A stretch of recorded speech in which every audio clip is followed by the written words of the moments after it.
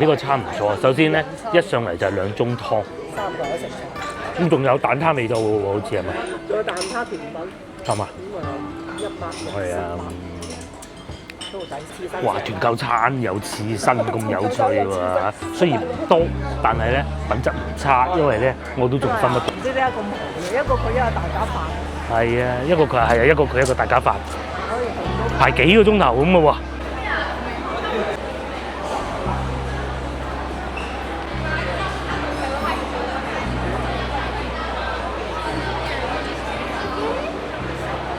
各位觀眾大家好，而家5點鐘啊，北京路，我哋今日去食燒鵝係嘛？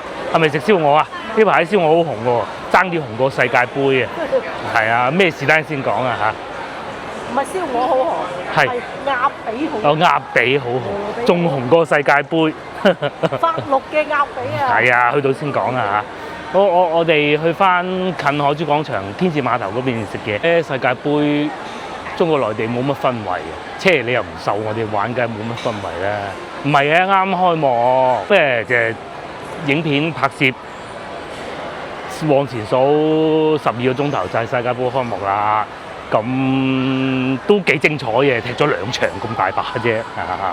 咁啊，影片播放嘅時候都應該好似連巴西隊都出埋嚟㗎啦。巴西隊好期待啊！聽講尼馬已經唔使踢啦，但係咧世界盃咧好多都係揾翻啲唔會上場踢嘅球員去參與，睇下捧唔捧到杯，甚至乎連日本隊都係咁啊嚇，即係揾翻啲傳奇過去燉下場咁樣嚇。好，唔好講咁多，我哋去食嘢先。去麥道匯食嘢嗱，嗰度係北京路，一路行喺呢度過去。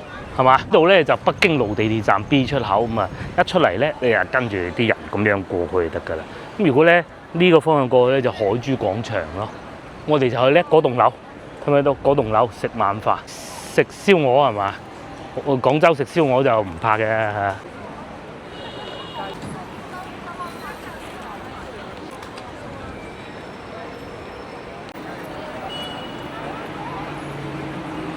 行就得㗎，咁你喺 A 出口出嚟都可以㗎嚇。一出嚟咧，沿住對面一路行，咁就去得到我哋今日食嘢嗰度咯。咁咪就係前邊嘅啫，食粵菜嘅。咁啊下邊其實都有通道過去呢個商場㗎。呢個商場就都幾好行，年輕化啲啊，同埋裏邊係會有香裙，係啊，要早啲嚟啊！要早啲嚟先至有位食飯嘅。大家唔中意粵菜啊，嗰度又有飲茶啦，點心思平。不過咧，老實講啲裝修啊舊啲啊。咁然之後隔離有牛肉火鍋啦，同埋再行前少少仲有米芝蓮煲仔飯添。因為其實北京路咧，如果你想食翻啲唔係咁遊客嘅嘢咧，行翻過嚟近南邊呢邊係會好啲。又或者前邊有深圳好出名嘅茶樓咯，飯樓。都係有嘅，來自深圳。係啦，甚至乎咧，你食煲仔飯都得嘅。其實我會比較喜歡近南邊呢度呢啲餐廳㗎。你話再行遠啲都仲有去食永利啦，係。而家唔怕遠嘅話，行去德政路都有餐廳㗎。呢度又有新興飯店嘅分店啦，好正㗎，好過喺北京路中間嗰啲咧。唔知啊，應該係一樣㗎，我覺得啫嚇。唔知啊，因為佢啲字都係咁樣，好得意噶嘛，唔係印刷體噶嘛。係咪就係前進路嗰個啫嚇？嗰個叫新興家園，呢個叫新興，唔知係咪一樣嘅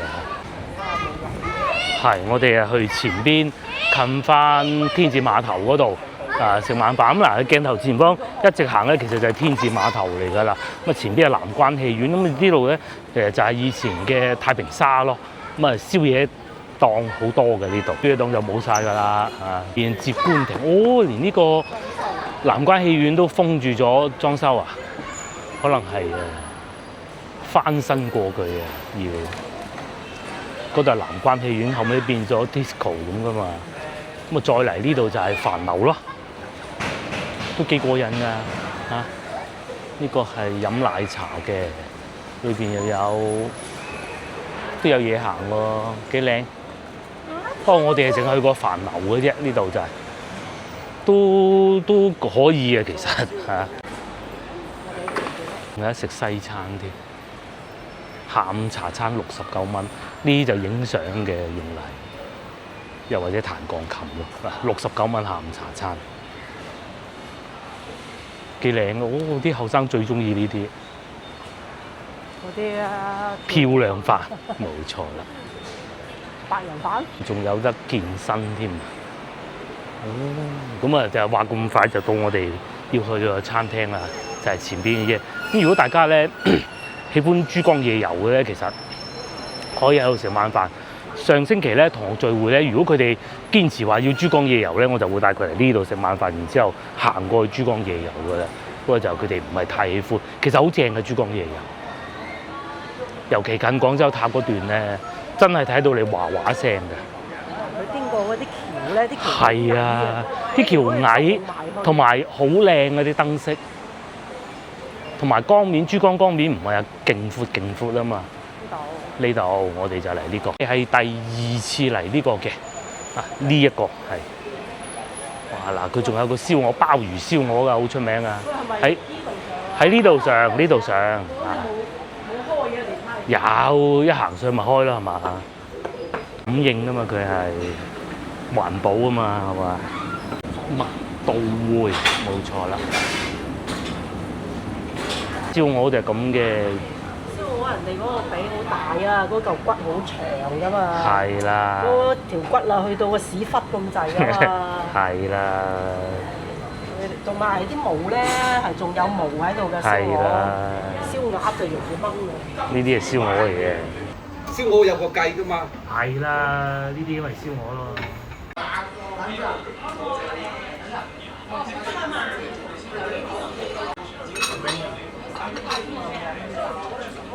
嗱，我哋點好餐先，同大家講下咩古仔。其實醒目嘅觀眾應該都知道講乜嘢㗎啦。睇下有咩食先。佢哋呢度咧都係會有團購餐嘅，3人餐、雙人餐。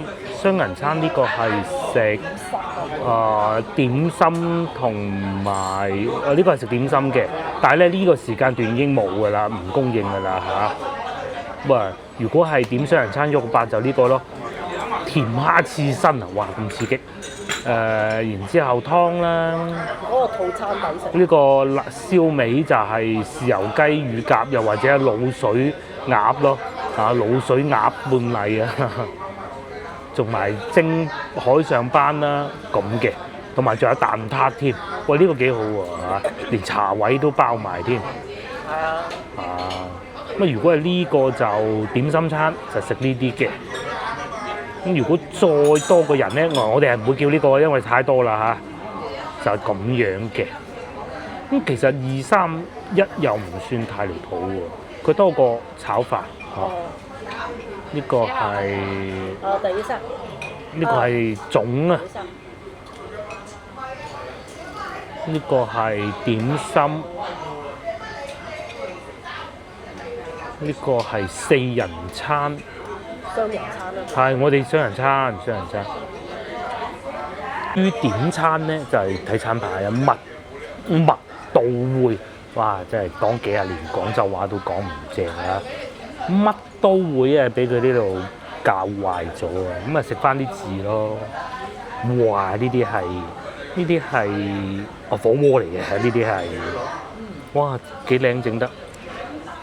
呢個係刺身嚟嘅，海釣大眼雞，128一斤。都係日本嗰啲金槍魚，刺身，哇好多海鮮喎，哇池魚喎，哇佢一嚟就係呢啲山珍海味咁喎，我哋唔係睇呢啲㗎，睇呢啲，哇238啊，呢個係。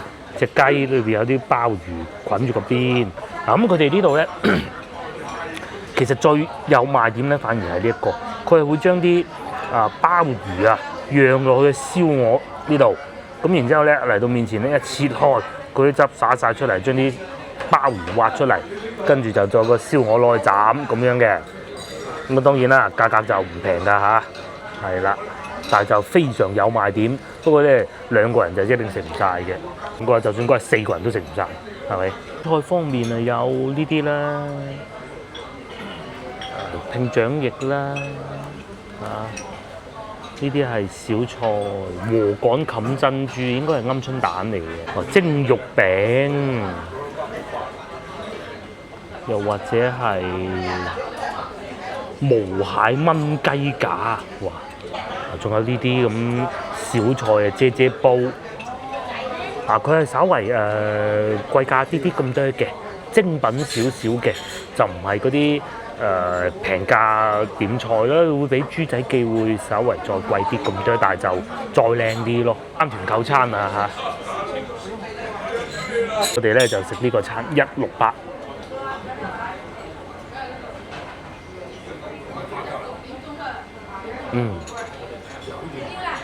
成功支付，事情係咁嘅，咁呢啲係已經官方通報咗㗎嚇，我照住社交媒體讀出嚟俾大家聽嘅啫，我必須要説明。曾經走紅高校嘅鵝腿阿姨，記住鵝腿啊，陳女士咧，6月9號咧就長期以低於成本價2蚊半嘅鴨髀咧，就冒充鵝髀賣，就賣16蚊，哇！真係暴利啊，係嘛？咁然之後咧就係啦，跟住佢嘅人設就係即係好老字號鵝髀阿姨即係講到自己好慘啊，屋企如何啊，我就係嚟關懷各位窮苦學生，咁然之後咧就16蚊賣鵝髀咁咯，即係賣人設之餘咧又賣啲貨係咁。有觀眾就話啦，其實咧喺我哋耳熟能詳好多廣東食物裏邊咧，你都係講嗰樣係冇嗰樣，譬如話雞仔餅係冇雞仔噶嘛，裏邊煲仔飯裏邊係唔會攞咗個仔去煲噶嘛，老婆餅係冇老婆噶嘛嚇。咁但係呢啲係我哋約定俗成咗嘅，唔通你真係期望雞仔餅裏邊有雞仔都算啦，老婆餅裏邊有老婆咩？咁但係嗱呢一種咧就唔啱啦，佢明明係攞個鴨髀就扮鵝髀，咁所以咧。喺我哋廣東人嘅社交媒體上邊咧，就發起咗一場大嘅考驗啊！問你究竟你分唔分得到邊個係鵝髀定鴨髀？甚至乎咧呢個阿姨啊，唔知係紅咗之後咧，咁我哋廣東人咧就認出其實佢係一個鴨髀，唔係鵝髀。咁但係咧喺社交媒體上咧。平時食開呢啲鴨髀當咗鵝髀嘅人咧，仲要攻擊翻我哋廣東人，就話我哋唔識分，咁啊真係好好笑啦，係咪先？即係佢係都話嗰個老婆餅裏邊其實係有老婆嘅，咁我哋廣東人就話其實唔係有老婆嘅，就大概咁嘅意思啦嚇。係3年啊已經走紅啦，甚至乎啊去到北大邀請演講添啊，係咪？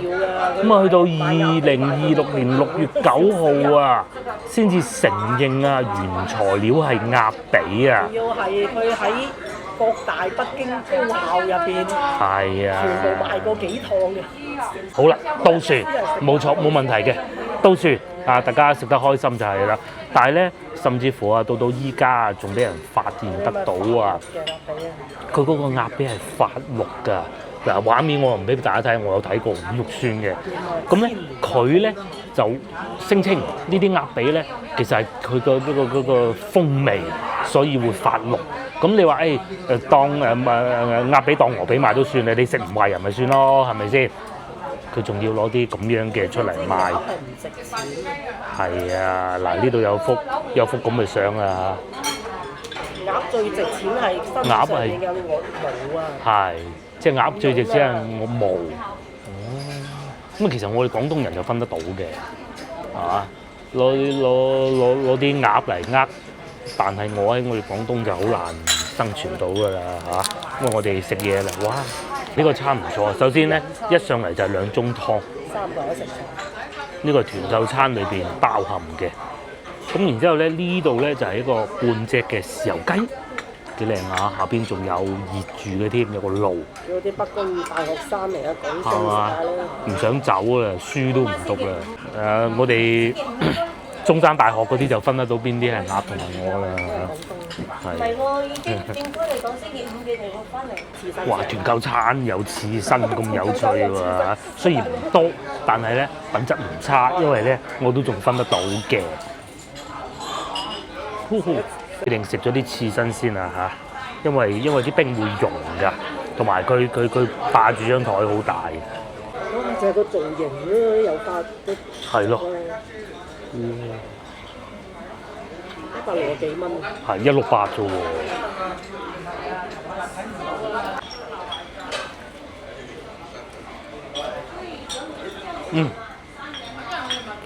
可以喎。可以。唔係裝假狗嗰啲，唔係。話咁快連條魚都嚟埋啦！哇！大佬，嗰條單食。咁仲有蛋撻味道喎，好似係咪？仲有蛋撻甜品。係嘛？咁啊，160。係啊。都好抵。叫啲朋友嚟就唔會失禮啦，呢啲。外發嘢，我嗰日查下。得啊，好得。點解？唔係啊，好正。有冇班大啦？大落花。真係幾好啊！係啊。咁佢仲會有個蔬菜同埋有個蛋撻上嘅，仲未上。咁啊呢個叫時令燉湯嘅，佢都冇話作為賣點，但係我見到嗰個係咪花膠咧嚇？睇下係咪先？喂，你睇完呢啲？係咯。咁你北大嗰啲都係食法律嘅鴨嘅。北大法律係好叻㗎。大清華真係食法律嘅。哦。鴨啊！我以為佢話北大嗰啲法律好叻添。北大清華都係食法律嘅鮮鵝髀嚇鴨啊邊個啊？仲要食嗰啲薑豬肉。咩啊？食呢啲啊嘛。有團購啦咁樣。你食多唔？你買啦，買完睇下啲嘢啦。有雞腳。好新鮮。不過咧個湯咧熱咗啲，等等先。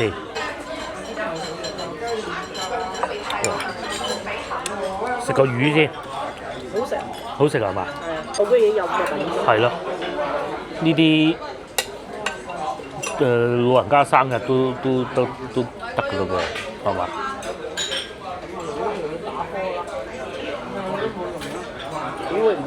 估唔到。我真係估唔到有咁嘅品質。喂，估話斑啊，食嗰個咩？嗰個魚咧，手心鯇呢個。手心鯇都收貨㗎啦，嚇。係啊，都要個價啦，大佬。哇，好實淨啊啲肉，不如成嚿嚟啦我。海中斑。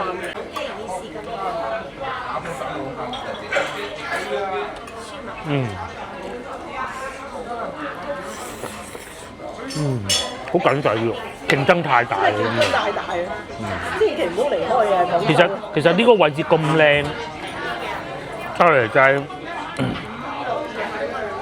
就係天字碼頭啦，好多遊客噶喎，使做到咁內卷嘅咧嚇。不過好嘅，對於食客嚟講，唔通食鴨髀咩？係咪先？唔係使乜？你知唔知清華北大同中山大學係同一級別㗎？喺廣東人。好。因為個個都唔捨得離開廣東。去到北京㗎，去到其他地方冇啖好食。各部門，重慶方傳單起菜。菜都嚟啦！天天吃海鮮啊！其實真係隻幾好啊嚇！試下個魚腩先。還有一個蛋撻。要筷子先得啦。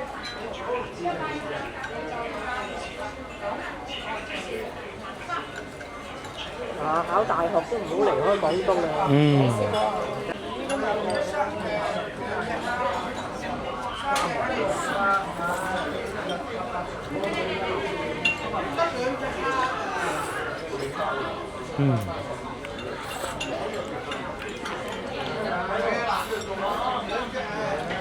有啲骨膠原嘅感覺啊，個魚。叫團購餐，同我哋嗰一樣嘅，睇住佢不停上菜，不停上菜，係啊，兩個人咁幾好啊！你哋都嚟齊啦，仲有炒油麥菜啦，夠青綠啊嚇，同埋仲有兩個蛋撻，蛋撻留到最後啦。哇，份量真多啦，因為魚咧食唔晒，打唔到包嘅。我哋兩個人咧又狂嚼咗啲魚先，係啊，冇可能啲魚食唔晒唔打包，咁啊嗰個豉油雞可能要帶啲酒先得啦。係啊，足足有6樣嘢啊！哇！你如果平時擺酒啊，條魚都要啲價，你以為？條魚都要成100蚊嘅。魚好滿足啊！食完，我以為佢得半條啊嗰啲咁樣。試下個豉油雞，佢都有半隻嘅喎嚇。呢嚿真係好好食啊，係嘛？雞翼又有豉油雞要點啲汁嘅。咁下邊係玫瑰露酒嚟嘅，玫瑰露酒嘅做嘅豉油啊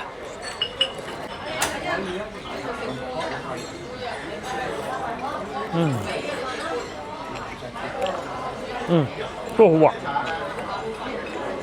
都好啊。哇！我已經飽啊。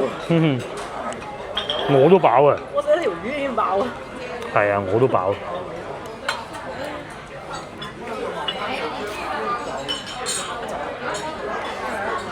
好滑喎雞，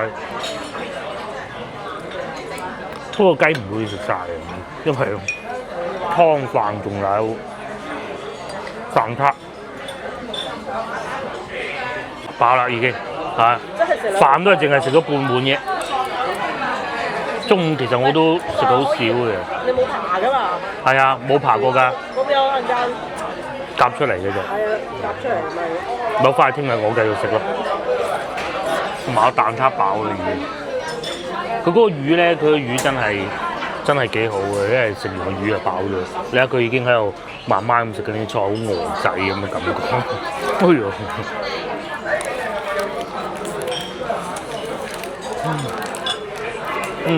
而家呢個時段咧已經唔係啊蛋撻即係食點心嘅時段嚟啊。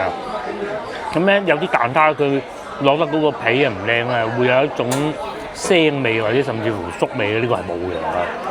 因為其實都係來貨嘅啫嚇，嗰個皮咁個蛋漿係自己開嘅，係可以呢個都唔錯。我而家啱過6點啊，餐廳咧已經好火爆㗎啦。無論係房間啦，抑或是係大廳咧，都坐滿啊！6點喎，早啲嚟㗎。係好在啫。嗱，隔離阿叔叔咪又係食呢個餐咯。全部都係點嗰個餐。呢個廣東人民出版社啊，即係出書嘅啦，即刻喺社交媒體度教下人，唔係教廣東人喎，點樣分辨啲燒鵝、老鴨。咩叫白切雞？白切雞都仲有分東江白切雞啦，點樣煮啦，鹽焗雞翼啦嚇。嗱，出埋本書添，好賣啊呢本書嚇。只要買咗呢本書咧，咁就得㗎啦。24蚊一，你係識得分咩係燒鵝咯？食咗幾廿年，係冇辦法分嘅。你睇個皮啦，你睇個計啦，你睇腳啦，未使等到口已經分得到㗎啦。邊天字碼頭咁啊，可以即刻去珠江夜遊咯。晏少少會好啲嘅，而家天都未黑。同埋咧，先頭餐廳上邊啊嚇，都幾火爆嘅，要等位啊，係啊，好多人叫啊。算真係抵食。冇錯冇錯。佢嗰度斑。係啊，我哋都係食嗰個飽晒，好新鮮。得太飽啦，我哋江邊行下，好彩係條魚搞到咁飽嘅。魚佢夠肥嘅，因為。同埋啲部長啊，全部都係精通廣東話嘅溝通到。另外咧上邊亦都係不能抽煙㗎，就我見唔到有咯，至少可以。或者大家如果喺天字碼唔係喺華大酒店，其實行過嚟都可以食得到。話講到好似廣告咁嘅，唔係即係冇本地餐廳喺我哋呢度落廣告嘅。啲係啦，係我哋冇餐廳冇可能廣告，因為我哋係佢啲錢使唔晒冇做小紅書啊。係有做小紅書就有做小紅書啊，容易啊接到呢啲。冇錯，冇。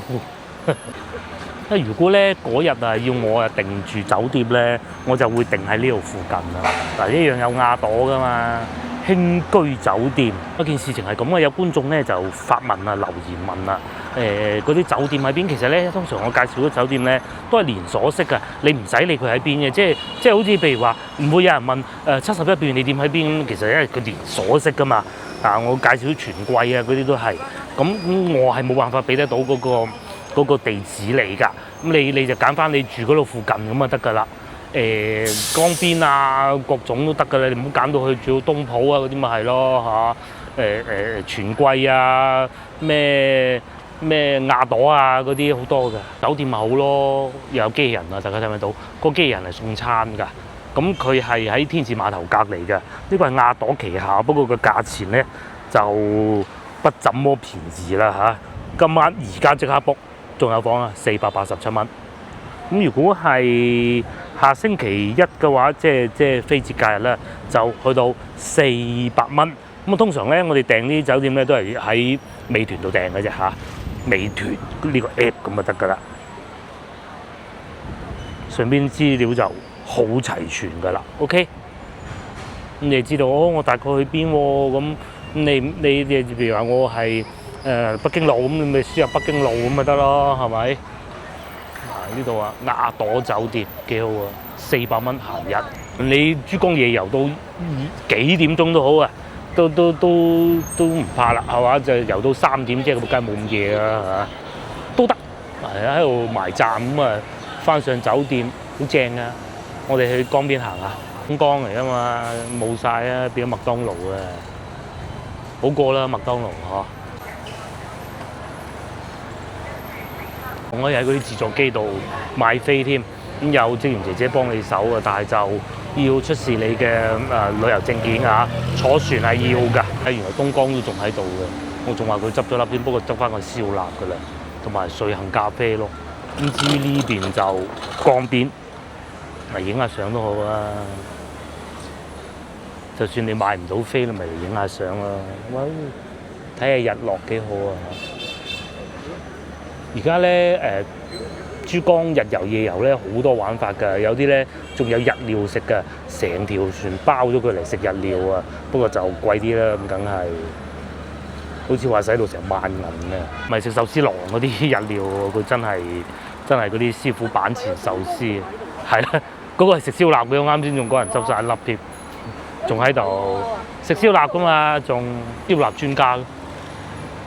得翻2間，有得飲茶又有夜市，咁啊粵菜梗係仲有啦。係啊，前邊又有點心小館啊，瑞幸咖啡幾舒服啊！呢度都係要咁樣打造先得嘅。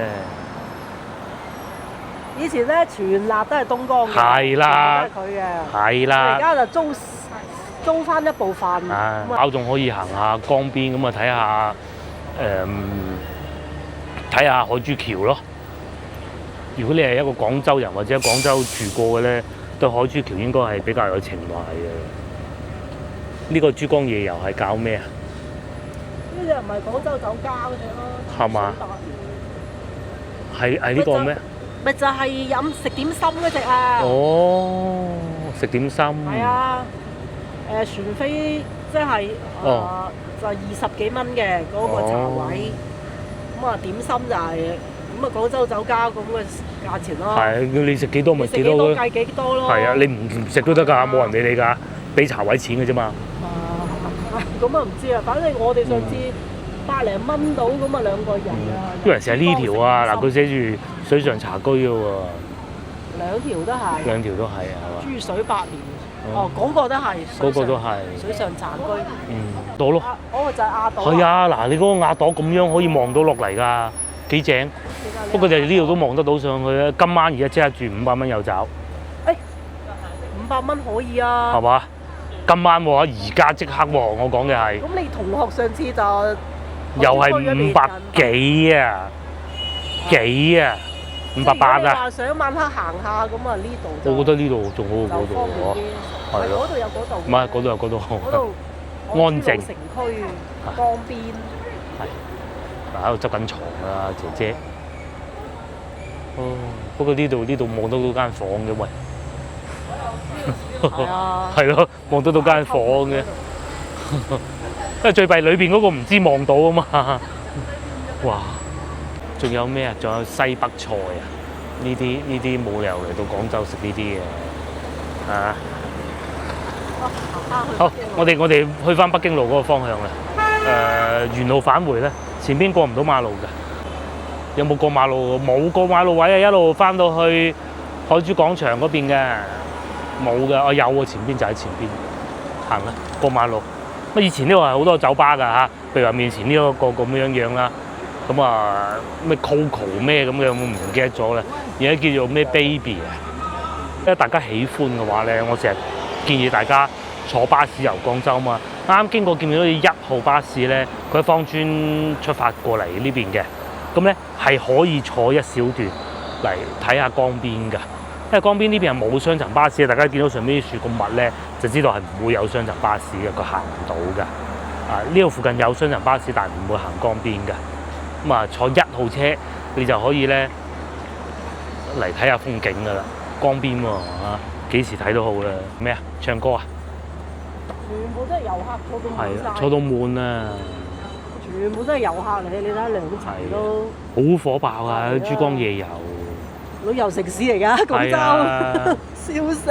嗰陣點解疫情變咗旅遊城市嘅？嗰陣珠江夜遊，我以為係嗰啲即係啱推出嗰陣啊，即係成日覺得佢係嗰啲即係整飾工程啊，冇乜用啊，但係原來唔係㗎喎。唔係啊，以前珠江日夜遊係俾我哋自己遊啫嘛，30幾蚊一位咁樣。係啊，我哋都遊過啦，佢嗰時真係。係啊，而家唔得啦。而家本地人唔遊啦，100幾蚊。唔捨得啊，咁咪去茶居咯，朝頭早。只能就係，係嘛？朝頭早茶居咁啊，俾個茶位錢咁咪食2件點心咁啊遊下咯。嗰個廣州酒家個都可以㗎。但係佢咧有一樣唔好咧，因為船你冇辦法㗎，佢就係開夠鐘就開。係啦。係咪？咁你要等嘅，就唔似話其他嗰啲咁。係事實上，珠江日夜遊係比較值得玩嘅。係。又舒服，又唔使你行，又有空調。係。又有江風吹。係，冬天又唔怕凍，熱天又唔怕熱。又有景睇，最靚去到邊個位咧？廣州塔下邊嗰個海心橋啊，佢將啲燈射落去嗰個光片，哇，非常之靚。依家佢應該都係等嗰個鐘數。係，咁早就無謂啊。以前仲有啲2蚊巴士啊，而家為咗啲遊客咧坐呢啲2蚊巴士水巴，執晒啦，執晒啦，執晒。以前2蚊可以坐到中大㗎嘛。係啊，嗱前邊咧就係中國啊，即係民國嗰陣第一個央行中央銀行嚟㗎，好犀利啊！廣州醫院啊，西醫院啊，第一個又喺廣州，又喺呢條街嘅，好似係後邊。咁啊，我哋咧就喺太平沙呢度，太平通津呢度翻過去北京路。咁啊，同埋咧，先後我哋有諗過啊，嗱呢個星苑飯店食晚飯㗎，呢個都係大排檔嚟㗎咯。咁啊，太平沙門口都唔錯㗎嚇。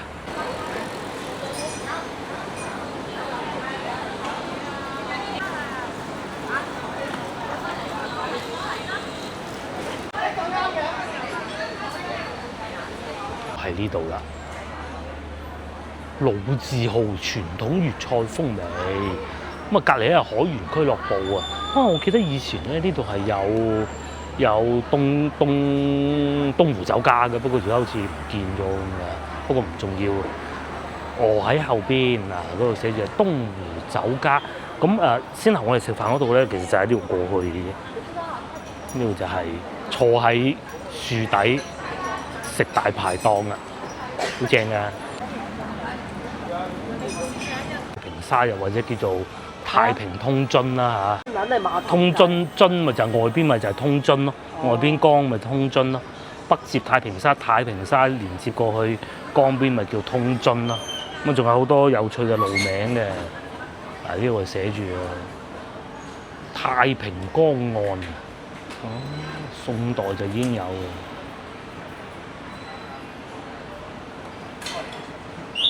呢個仲喺度啊，係啊，財記係啊，牛腩粉仲喺度㗎。牛腩粉啊嘛，係啊。哦，原來南苑酒家係孫中山去小憩嘅地方啊！哇，都幾遠啫，不行到去嗰度。佢有坐車去啊，撐船過去㗎嘛，以前。或者爭船過去。海珠橋唔知起咗未啊？嗰時。應該起咗，起咗未？唔知。好難講啊，真係唔知啊！北京路車來車往入到嚟呢度咧，就變得好安靜㗎啦。一出翻去咧，就係先頭講話深圳茶樓嗰度咯。係啊，呢度都算幾企理啊，整得，因為之前咧翻新過嘅，挖晒個地啊，咁樣嚟整嘅咯。挖起佢咁樣重新翻新過嘅，咁啊依家就好行咗。除咗個魚就真係最好㗎啦，個湯都唔錯，好舒服飲得好清，好潤啊！真係啊，其實等人買條魚啊，其他嘢送晒俾你。係啊係啊。條魚都值呢個價㗎。係啊，你自己煮咩？真係餐廳都要啦，呢個價錢。你試下海鮮酒樓，好普通酒樓啫。你都要百幾蚊。要啊要啊要。送其他嘢俾你咯。係咯。有冇觀眾住呢邊㗎？應該有啊，係嘛？好多㗎。呢個叫太平沙啦。太平西餐廳。太平館嗰個叫嚇。阿徐老闆啊嚇，應該係。因為佢又去香港嘅。係啊。而家太平沙就整到咁靚㗎啦。太平沙財記。係啦。牛腩粉仲喺度㗎，仲喺度㗎嚇。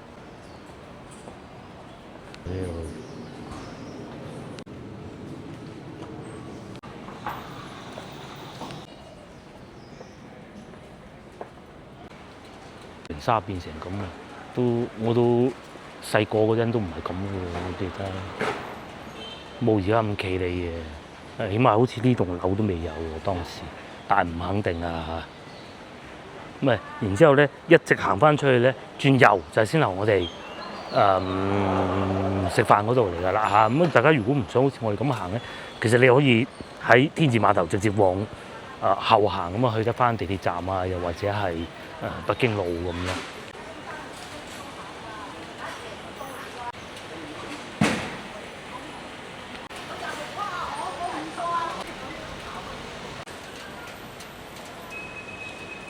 呢度仲有個漢堡包店添，三文治嗰支旗啊，加州嗰支旗啊，即係紅啊，係有市場啊，不過即係就唔係好旺啊呢個市場，好細嘅。老城區。係啊，老城區市場都係咁嘅。佢都仲有一個市場。係因為前邊咧繼續去啊嚇，仲有個珠江市場嘅。市場大啲。係。好多人係去嗰度買，就唔喺度買。好近一陣就到。斬個料啊，咩都有。行翻出嚟呢度咧，咪就係新興飯店咯。啱先我哋經過嗰度嘅。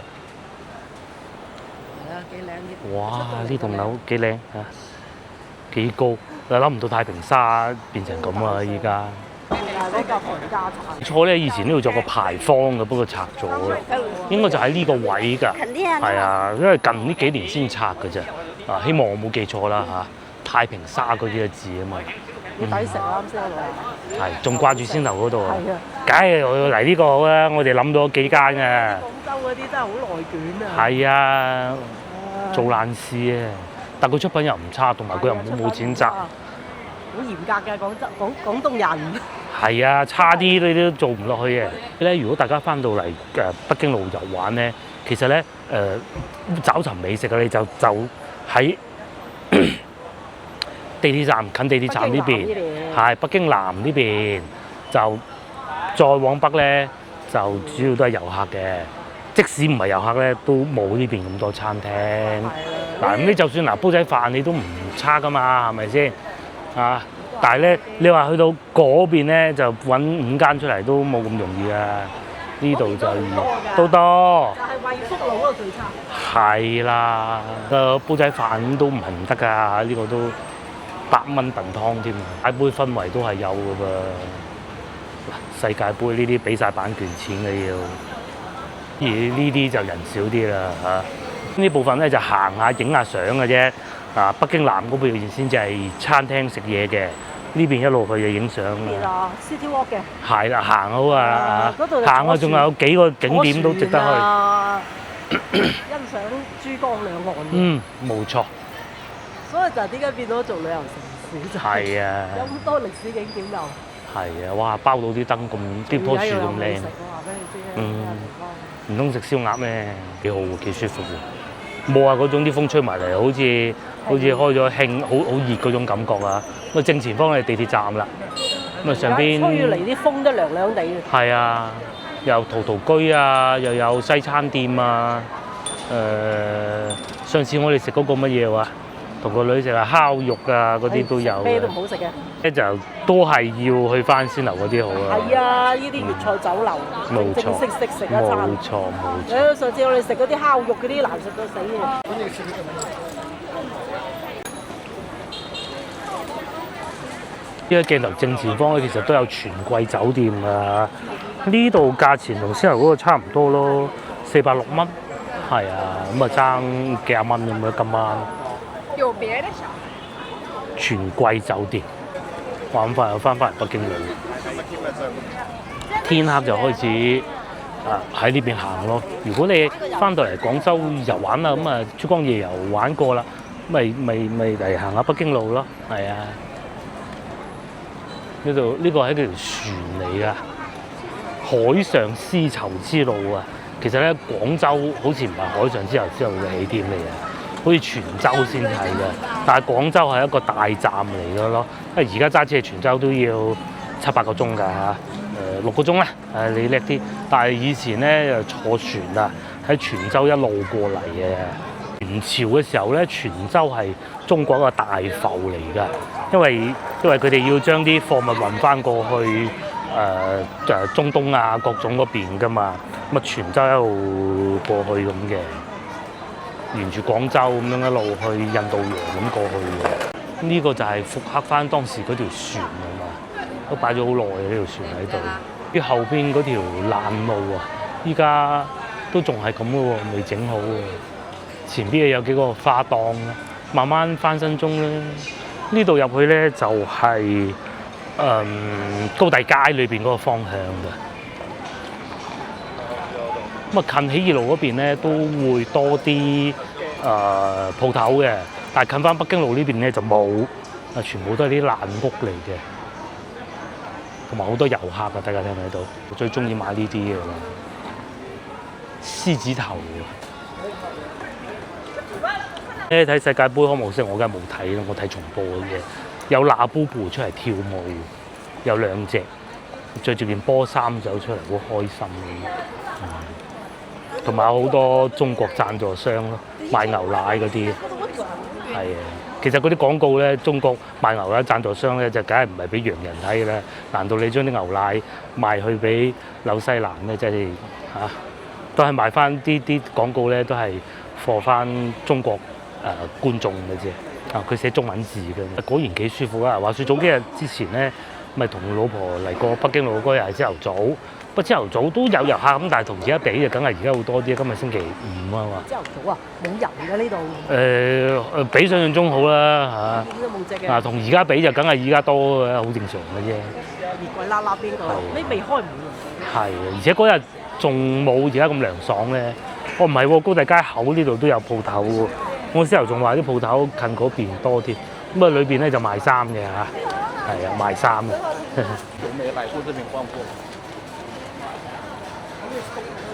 呢度係賣大灣雞噶嘛，而家變咗賣呢啲咯。茶葉。大灣雞。係啊。仲揾唔揾到啊？有就實有嘅，但唔多咯。係啦。仲有啲賣剩嘅。仲有啲賣剩嘅，呢啲。唔係嘅。呢啲係咪大灣雞？唔係嚟嘅，係嘛？係啊嘛，係。南方航空嗰個啊嘛，呢個冇人買嘅。上邊仲有少量咯。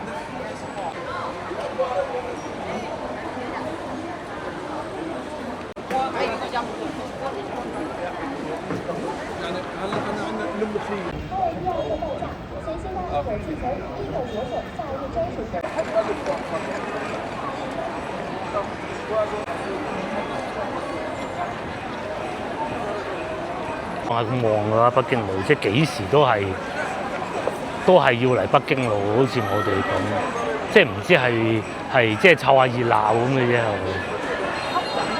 係啊，呢啲人氣自然就聚過嚟㗎啦。誠信老鋪即係賣雙皮奶㗎，一頭一尾咧，北京路啊影呢個啊嗰個廣告牌啊，呢度係其中一個啦。新大新又有一個啦，有一個啦。呢個係邊位新人啊？咁樣調轉自己嘅。你啱先喺呢邊食嘢咧，就比較推薦啦。係啦，喺呢邊咧就要打醒精神揀啊嚇咯，其中一個嗰度轉過去，係嘛？係啦，冇咩好食嘅啫。啱先嗰度就真係推薦啊！3、4間都揀得落手，先頭嗰度。啱先嗰度就比較好食。呢度就遊客嘅，平時有啲揀得落手嘅都冇咗啦。咁啊，依家嗰啲小食就冇必要啦，係嘛？咁啊，呢度啊主打係行下啫。不過咁前邊書坊街都開咗廣州酒家，都唔係唔得。咁啊，至於再前邊咧，煲仔飯咧，你係排唔到隊嘅。啊，又唔好諗啦。咁所以咧就話唔多。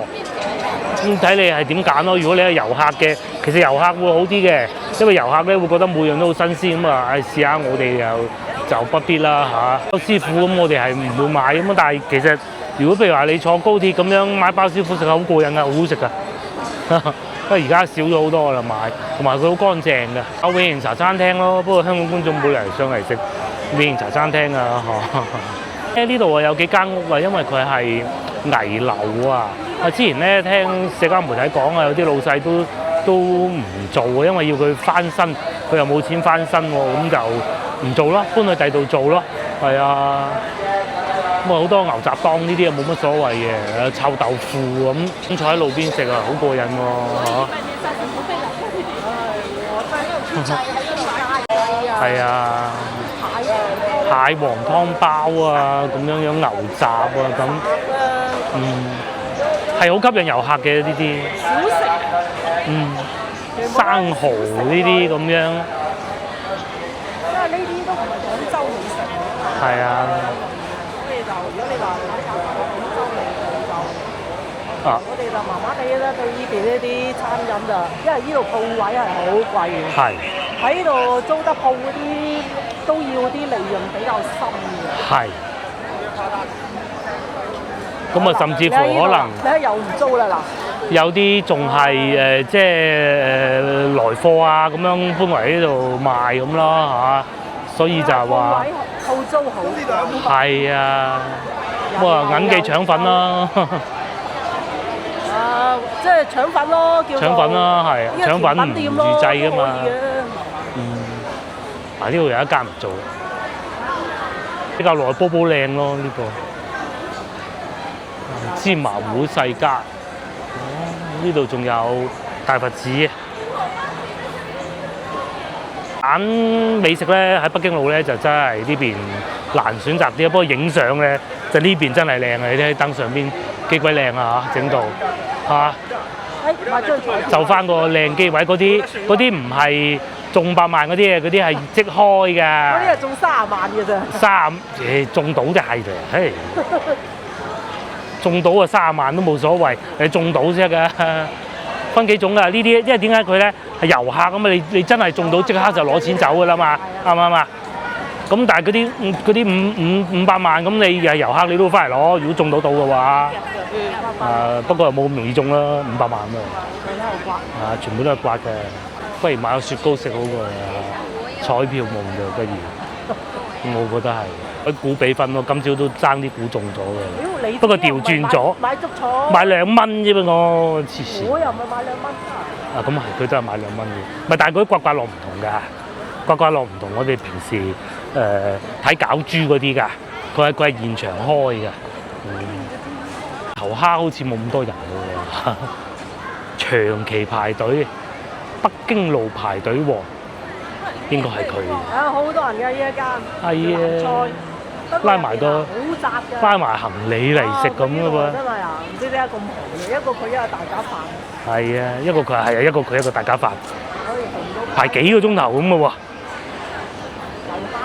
大家飯裏邊都仲話影張相都幾企理啊！本地啊，要我咁排隊，我絕對唔排。係啊，同埋我食。機器人現磨咖啡第二杯。咖啡機。機器人現磨咖啡第二杯。機器人咖啡機。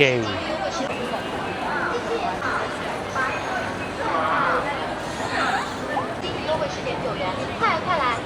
半價啦！從最美式金魚優惠10.9元，快！嗰個茶餐廳咧，文通冰室啊，佢早排裝修過啊，多人咗咁喎，感覺就好似啊通透啲先至多人噶嘛，黑媽媽邊個入去啊？不過又冇做啊，之前係賣呢個噶嘛，富裕雞翼而家升級改造，即係冇做啦。